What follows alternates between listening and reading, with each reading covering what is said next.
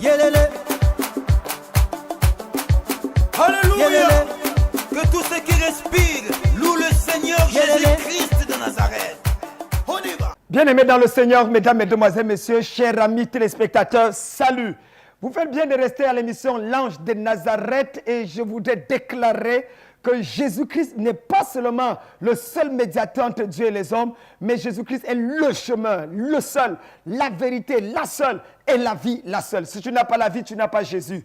As-tu déjà rencontré Jésus? Pas dans le cadre religieux, pas dans le cadre dénominationnel, mais dans une relation profonde, intime, personnelle avec lui. Si tu ne l'as pas comme ton sauveur, ton Seigneur personnel, alors tu as de rater la meilleure partie de la vie.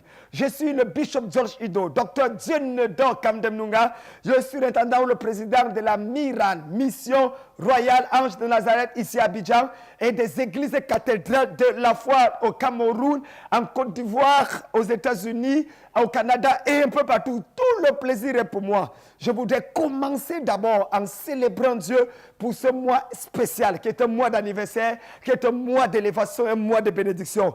N'oubliez pas, à partir de ce mois, les programmes de l'Ange de Nazareth changent sur Béni TV. Oui, désormais, les mardis et les jeudis, nous sommes à 14h15.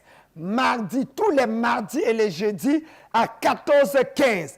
Les mercredis à 20h et les vendredis à 21h. Je reprends. S'il vous plaît, notez cela. Le rendez-vous avec l'Ange de Nazareth, c'est les mardis et les jeudis à 14h15, les mercredis à 20h et les vendredis à 21h. Il faut aussi dire que nous sommes ensemble par la grâce de Dieu les mercredis, jeudis et vendredis à 5h du matin. Mercredi, jeudi, vendredi, 5h du matin, heure d'Afrique de l'Ouest et 6h du matin, heure d'Afrique centrale. Et les dimanches à minuit 30. Que Dieu vous bénisse et je reste convaincu que la grâce de Dieu va couler dans votre vie. Derrière cette ponctuation, je vous reprends. J'ai posé la question au Seigneur, mais pourquoi tu guéris différemment? Il dit, je guéris selon la source du problème. Si la maladie était venue par une parole négative, je prononce une parole positive. Si la maladie était venue parce qu'on avait trafiqué les choses sur la terre, j'utilise la terre et je ramène les yeux. Si la maladie est venue parce qu'on avait volé dans les eaux, j'utilise l'eau et je baisse. Frère, apprenons la bataille spirituelle. N'oublie pas, sois notre invité ce mercredi à midi. Ou alors, ce vendredi à 19h, et pourquoi pas finir la semaine en beauté avec nous ce dimanche à partir de 17h. C'était le bishop George Ido, docteur Dieunedon Kamdemnunga, à votre service. L'Ange de Nazareth est écrit pour vous bénir. Ma vie est pareille à l'aigle qui éveille sur sa couvée. Comme d'habitude, par la grâce de Dieu et sous sa puissance, nous allons ouvrir nos Bibles dans l'évangile de Marc, le chapitre 1, et nous allons lire le verset 9, 10 et 11. Marc, chapitre 1, verset 9 à 11. Suivons la lecture. En ce temps-là, Jésus vint de Nazareth en Galilée, et il fut baptisé par Jean dans le Jourdain. Au moment où il sortait de l'eau, il vit les cieux s'ouvrir, et l'Esprit descendre sur lui comme une colombe. Et une voix fit entendre des cieux ces paroles. Tu es mon fils bien-aimé, en toi j'ai mis toute mon affection. Bien-aimé dans le Seigneur, je prêche aujourd'hui sur le thème où est mon Jean-Baptiste? Où est mon Jean-Baptiste? Frères et sœurs dans le Seigneur, que personne ne vous trompe. La vie que vous voyez se joue au niveau des rencontres. La vie commence avec une rencontre et ne peut continuer qu'avec des rencontres. C'est le jour où ton père a rencontré ta mère que tu as vu le jour. Et tu es ce que tu es aujourd'hui selon les rencontres que tu as fait hier. Et tu seras demain selon les rencontres que tu fais aujourd'hui. C'est pour ça que tes rencontres déterminent ta destinée. Qu'est-ce que je veux dire? Ta destination est fonction de tes relations. Ta destination est fonction de tes relations. Qu'est-ce que je suis en train de vouloir te faire comprendre? C'est que ta connectivité détermine ta productivité. Ta connectivité ton activité détermine ta productivité. Nous allons voir ça tout à l'heure. La Bible dit que Dieu a tant aimé le monde qu'il a donné son Fils unique Jésus-Christ. Jésus-Christ est venu sur la terre en tant que le Messie, le Christ, le Messia. Il est venu pour mourir afin que nous ayons la vie, démontrer, restaurer la place de Dieu dans le cœur de l'homme et réconcilier l'homme avec son Créateur. La Bible est claire, mais Dieu prouve son amour avec nous en ce que lorsque nous étions encore pécheurs, Jésus-Christ est mort pour nous. Mais, frère, laissez-moi vous dire que l'incarnation parle de la venue de Jésus. Quand Jésus est venu sur la terre, jusqu'à l'âge de 12 ans, la Bible dit qu'il va dans le temple. Et arrivé là-bas, Marie et Joseph le cherchent, pensant qu'il était rentré avec eux. Ça, c'est un point qui m'a toujours touché. Ils sont allés ensemble à l'église. Et ils sont retournés sans Dieu de l'église. Il est possible d'aller à l'église et chercher Dieu. Et tu arrives à l'église et tu sors sans Dieu. Marie et Joseph étaient allés avec Dieu le Fils. Quand ils arrivent, ils retournent et ils sont plus avec Dieu. Et ils pensaient qu'ils étaient avec les autres enfants. Ce qu'ils ne savaient pas, c'est qu'ils avaient laissé Dieu au temple. La tragédie de l'église aujourd'hui, c'est le nombre de personnes que nous, pasteurs, nous, prophètes, nous, bishops, on va rendre compte à Dieu. Parce qu'ils sont venus à l'église, dans notre mission, dans nos ministères, cherchant Dieu sincèrement. Mais notre attitude, mais notre rébellion à Dieu, mais notre manque d'attachement aux choses de Dieu, mais notre fracou-fracois, toutes ces abominations qu'on a commises, en fait en sorte que les gens sont quittés de l'église et ils n'ont plus eu Dieu avec eux. Je prie que la grâce de Dieu nous atteigne et que Dieu nous amène à la repentance. Ils sont allés avec Dieu, mais ils sont rentrés sans Dieu. La Bible dit, quand ils ont rencontré Jésus, Jésus à 12 ans leur a dit, pourquoi me cherchez-vous? Ne savez-vous pas qu'il faut que j'accomplisse l'œuvre de mon Père? À 12 ans, il était conscient de sa mission. À 12 ans, il savait qu'il devait faire la volonté de son Père. À 12 ans, il savait qu'il devait dans le lieu de la prière. Il était déjà agrégé de la prière à l'âge de 12 ans. Mais je me pose la question. Si à 12 ans, il savait, pourquoi attendre 30 ans avant d'entrer dans son appel? 18 ans d'écart. Que dis-je? Et utilisons les mots. 18 ans de retard. Parce que je n'ai jamais vu dans la Bible où il était prophétisé que Jésus allait commencer le ministère à 30 ans. Non. Il aurait pu commencer à 12 ans. Il était conscient de son appel. Mais la Bible dit, il est retourné avec eux. Et quand il retourne, il devient charpentier. Akabrukushi Yabaka. 19 ans, 20 ans, 22 ans, 24 ans, 26 ans, 28 ans. Jésus est le Fils de Dieu. La Bible dit dans Luc qu'il grandissait en stature et en grâce devant Dieu et les hommes. Il y avait la grâce de Dieu sur sa vie. Il y avait la connaissance de Dieu avec lui. Mais il était dans l'anonymat. Aucun miracle, aucune percée. Il n'accomplissait pas la vision de sa vie. Le Fils de Dieu passait le temps à être charpentier, à raboter le bois, à raboter les chaises, à préparer les tables. Mais qu'est-ce qui n'allait pas? Qu'est-ce qui manquait à sa vie? La Bible dit, jusqu'au jour à 30 ans, il a fermé la boutique. À 30 ans, il a décidé d'aller rencontrer un homme. Et c'est quand il a rencontré cet homme que sa vie a été bouleversée. Oh my God, my God, my God, my God. Quand il a rencontré cet homme, c'était le Fils de Dieu. Mais il fallait un Jean-Baptiste dans sa vie. Oh. Le message que je presse ce soir est dangereux. Où est mon Jean-Baptiste, oh Dieu? Si Jésus avait besoin d'un Jean-Baptiste, ma soeur, tu en as besoin. Pour entrer dans ton mariage, tu en as besoin. Pour entrer dans ton ministère, tu en as besoin. Pour voyager, tu en as besoin. Il y a quelqu'un quelque part que Dieu a donné l'onction pour ouvrir la porte à ta vie. Oh my God. La Bible dit qu'il a fermé, il a quitté la Galilée. C'est écrit noir et blanc dans la Bible. En ce temps-là, Jésus vint de Nazareth en Galilée. Il quitta Nazareth pour aller dans la région de Galilée. Pourquoi? Pour rencontrer son Jean-Baptiste. Personne ne peut accomplir sa destinée sans rencontrer son Jean-Baptiste.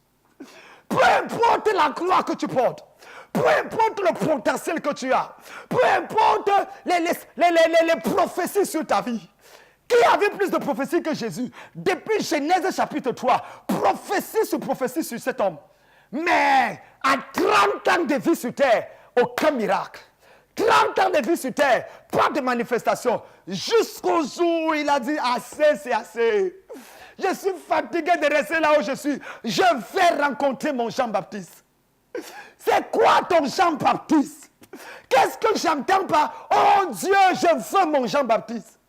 Numéro 1, ton Jean-Baptiste n'est pas ton père spirituel. Ton Jean-Baptiste n'est pas ton père spirituel. Parlons frère. Le père spirituel de Jésus, c'était Joseph. C'est lui qui lui enseignait les choses de Dieu. Le père chez les Juifs était ton père. Il t'enseignait les choses. C'est pour ça que Jésus est devenu charpentier. Donnez-moi une seule prophétie dans l'Ancien Testament où on dit que Jésus devait être charpentier. Aucun. Mais pourquoi il est devenu charpentier? Parce que Joseph était charpentier. Ton père spirituel, ton Jean-Baptiste n'est pas ton père spirituel. Numéro 2, ton Jean-Baptiste n'est pas ton pasteur. Oui, ce n'est pas obligatoirement ton pasteur. Jésus allait dans une église appelée la synagogue de Nazareth. D'ailleurs, non seulement il était dans cette église, mais également, il était quelqu'un qui lisait la Bible dans cette église. Oui, il était le lecteur officiel des Écritures dans la Bible, de la Torah ou de la Pentateuque. La preuve, quand il revient de sa rencontre avec Jean-Baptiste, la Bible dit, il ouvrit la Bible selon sa coutume. Le mot là est très important. C'est dans votre Bible. Hein. Selon sa... Il avait l'habitude de le faire. Mais cette fois-là, quand il a ouvert le livre, ce n'était plus la même personne. Quand il a ouvert le livre, une rencontre avait bouleversé sa vie. Il avait rencontré son Jean-Baptiste. Mon frère, qui est ton Jean-Baptiste? Pasteur, qui est ton Jean-Baptiste? Tu es là, tu stagnes parce que tu n'as pas encore rencontré ton Jean-Baptiste. Tu te bats dans la vie, un coup, deux coups, tu esquives, ça pas vient parce que tu n'as pas rencontré ton Jean-Baptiste. Tu te bats dans ton mariage parce que tu n'as pas rencontré ton Jean-Baptiste. Tu te bats dans tes affaires parce que tu n'as pas rencontré ton Jean-Baptiste. À la fin de ce message, la braka, ikotobaki yakata, je prie que Dieu te révèle ton Jean-Baptiste. Que le ciel te révèle ton Jean-Baptiste. Il y a quelqu'un quelque part qui a été mandaté par Dieu pour accomplir la prophétie dans ta vie. Vous me regardez? Tu ne me crois pas? Mon frère, c'est le docteur Kamdem qui parle. Allons dans la Bible. Il s'appelle Abraham. Abraham est le père de la foi. Mais Dieu dit à Abraham, Genèse 12, verset 1. Abraham, quitte ton pays, ta patrie, la maison de ton père, je te bénirai. Combien d'entre vous savez que Dieu connaît parler français? Combien d'entre vous savez que Dieu connaît la conjugaison des verbes? Ah, tu connais, non? Dieu dit à Abraham, quitte, présent, ton pays, ta maison, ta patrie. Je te bénirai, futur simple. Dieu n'a jamais béni Abraham quand Abraham a obéi à Dieu. Aïe, aïe, aïe, aïe, aïe. Je viens de casser la théologie de quelqu'un. Dieu n'a jamais béni Abraham. Il a donné. Abraham n'est pas parti avec la bénédiction de Dieu. Abraham est parti avec la promesse de la bénédiction. Quand est-ce qu'Abraham a été béni? Lisez la Bible. Lorsque Abraham sort du combat avec le roi de Sodome et de Gomorrhe pour libérer l'autre de leur emprise, la Bible dit Abraham rencontra Melchisédek. Il rencontre Melchisédek. Et la Bible dit Melchisédek le bénit. Dieu te donnera une promesse, une prophétie, et il te fera rencontrer l'homme qui va matérialiser la chose dans ta vie. La bracasagada là-bas. Dieu te donnera une promesse, une prophétie, mais il te fera rencontrer quelqu'un qui matérialisera la prophétie là dans ta vie. Mon frère, ma soeur, je sens que je parle à quelqu'un aujourd'hui. Tu ne me crois pas? Ça, c'est un cas dans l'Ancien. Allons dans le Nouveau Testament. Quelqu'un dit que ça, c'est l'Ancien, maintenant on n'a plus besoin de ça. Allons dans Actes des Apôtres. Il y avait un homme dans Actes chapitre 10 qui s'appelait Corneille. Corneille était un homme pieux. Il pouvait être bishop aujourd'hui. Il aimait Dieu, prier et faisait beaucoup de monde. Un jour, pendant qu'il prie, un ange descend du ciel et lui dit, Corneille, ta prière et tes aumônes sont montées jusqu'à Dieu. Et Dieu a entendu. Maintenant, envoie quelqu'un à Jopé. Envoie quelqu'un dans la ville là. Tu rencontreras un certain homme appelé Simon le Coréen qui est dans la maison de terre. Appelle-le pour qu'il vienne. Comment est-ce que moi, Corneille, je demande à Dieu de me bénir, de me donner l'Esprit Saint, de changer ma vie? Un ange quitte le ciel, pas pour répondre à ma prière, mais pour me dire d'aller rencontrer quelqu'un qui va provoquer la réalisation de ma prophétie. Quand Corneille se déplace pour venir, pendant qu'il parle, le ciel est ouvert et l'Esprit descend. Mesdames, mesdemoiselles, messieurs, Corneille avait besoin d'un Jean-Baptiste. Et Pierre était le Jean-Baptiste de Corneille. De la même manière que Melchisédek était le Jean-Baptiste d'Abraham. De la même manière qu'Élie était le Jean-Baptiste d'Élisée. De la même manière que Timothée. Écoutez-moi. Timothée a cru avant Paul. Je vais gâter quelqu'un ici. Timothée a donné sa vie avant Paul. Paul lui-même reconnaît que Timothée, la foi que tu as là, était dans ta mère Loïs et dans ta grand-mère Eunice. C'est-à-dire qu'ils avaient ça depuis. Donc quand moi j'ai persécuté l'église, tu avais la foi depuis ton enfance. Mais Paul était le Jean-Baptiste de Timothée. Donc, ton Jean-Baptiste n'est pas automatiquement quelqu'un qui est plus vieux dans la foi que toi. Tu peux être plus âgé que moi, mais je t'introduis dans le ministère. Hey, où est mon Jean-Baptiste? Ma soeur, tu as besoin de Jean-Baptiste. Mon frère, tu as besoin de Jean-Baptiste. Et je me tiens ici là, parce que je sais qu'il y a 79 personnes qui me regardent. Dieu m'a dit de te dire, aujourd'hui, avant dans les 10 jours, à partir d'aujourd'hui, il va te révéler la personne que tu dois suivre et obéir et suivre la personne. Où est mon Jean-Baptiste? Laissez-moi répondre à ces deux questions et je vais prier pour vous. Qui est donc ton Jean-Baptiste? Qu'est-ce qui se passe aussi quand tu rencontres ton Jean-Baptiste? Numéro 1, quand tu rencontres ton Jean-Baptiste, le ciel s'ouvre sur ta vie. Ah oui. Le ciel s'est ouvert quand Jésus a rencontré Jean-Baptiste. Ce qui veut dire que Jésus a fonctionné sur un ciel fermé. C'est lorsque le ciel, lorsqu'il a rencontré son Jean-Baptiste, que le ciel s'est ouvert. Je prophétise dans ta vie. Si Dieu m'a établi comme ton Jean-Baptiste, pendant que je parle en ce moment, que ton ciel s'ouvre au nom de Jésus. Je prie pour toi, que la flamme qui brille dans ton cœur, depuis que je parle là, tu viens de m'écouter. Je déclenche dans ta vie une révolution spirituelle créée par l'ouverture du ciel. Oui, quand tu rencontres ton Jean-Baptiste, ton ciel s'ouvre.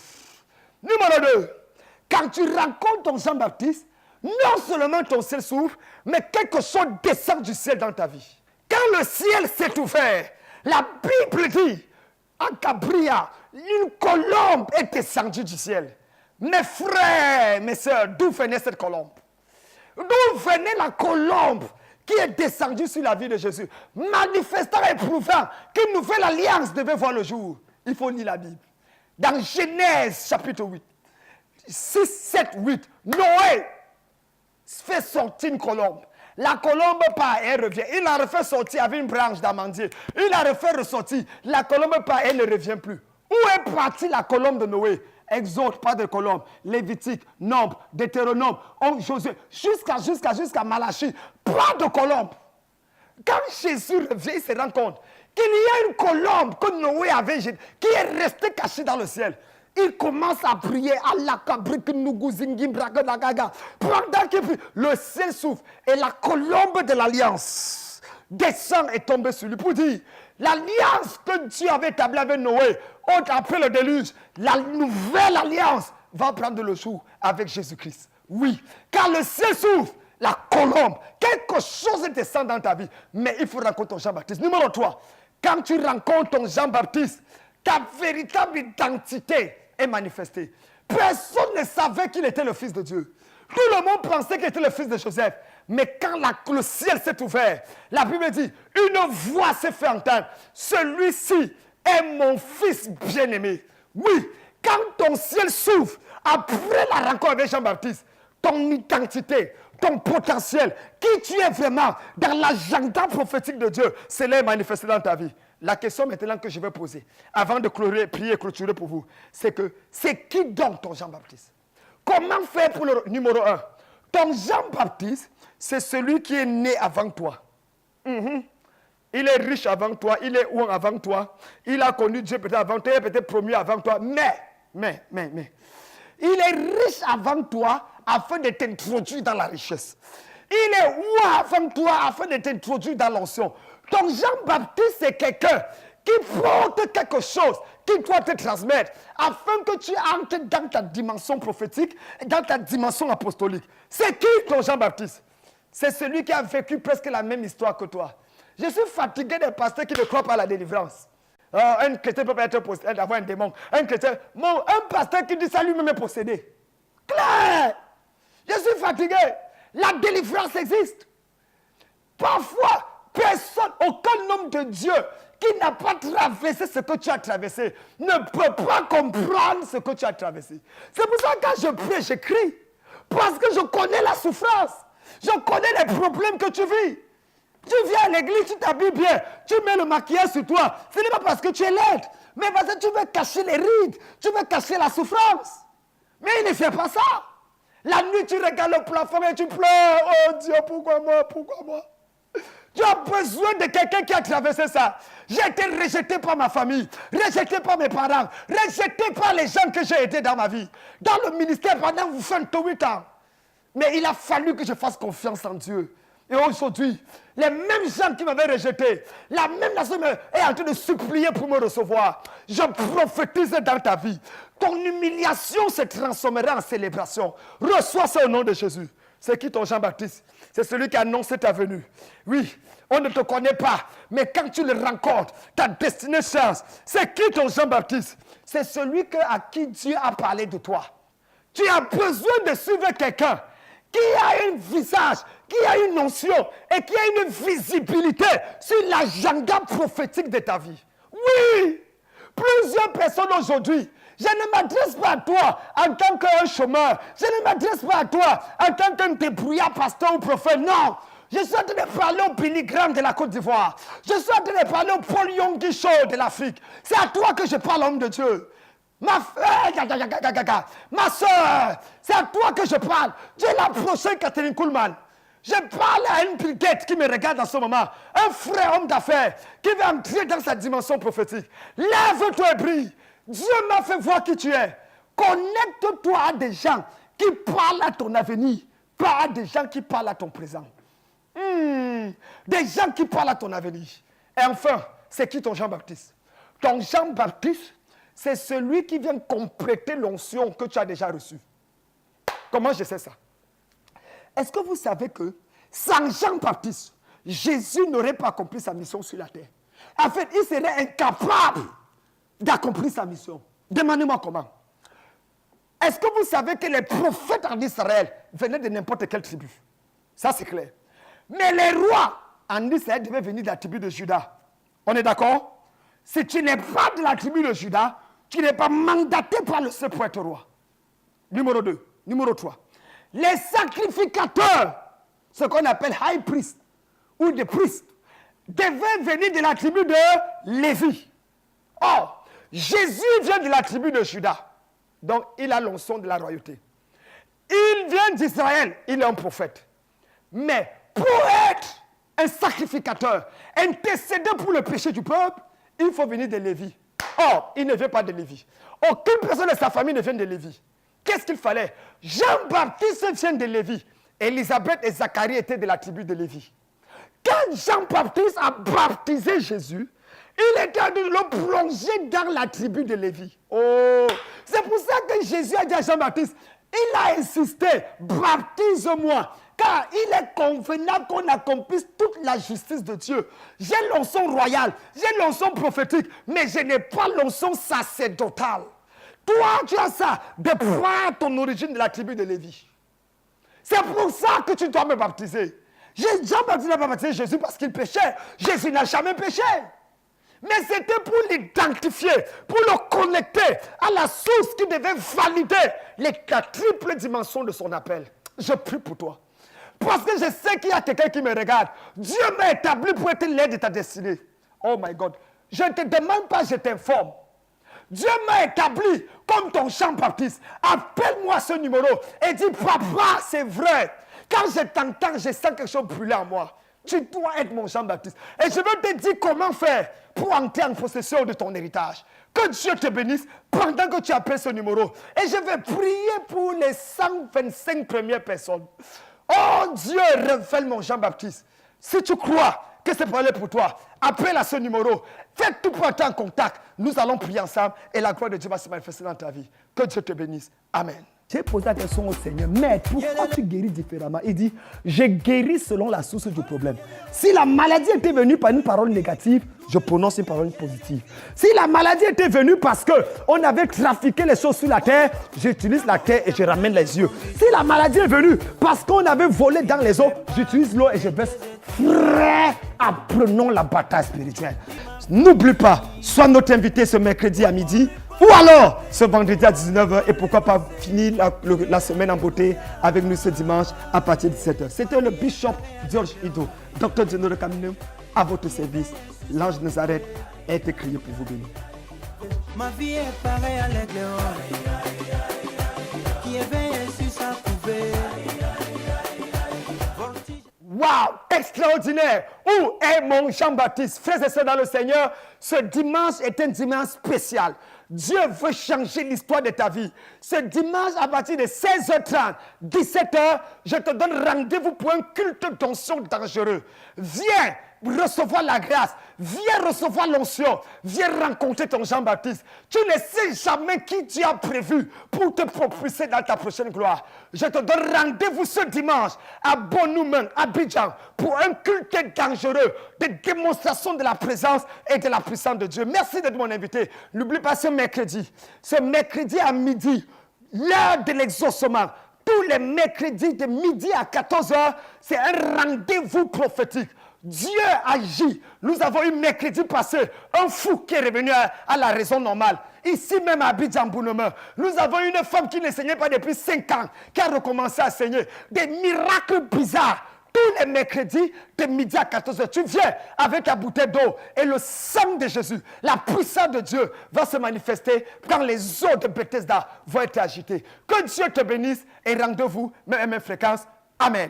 Ciao, je t'aime de tout mon cœur et que la grâce de Dieu surabonde pendant que tu te prépares à ce séminaire spécial qui commence le 5 mars. Ce mardi 5 mars, à partir de 17h30, 18h, nous sommes du côté de Bonoumen, la Miran cathédrale de la foi Abidjan. Ne manque pas de mardi à vendredi, culte spécial dans le nom de Jésus. Amen.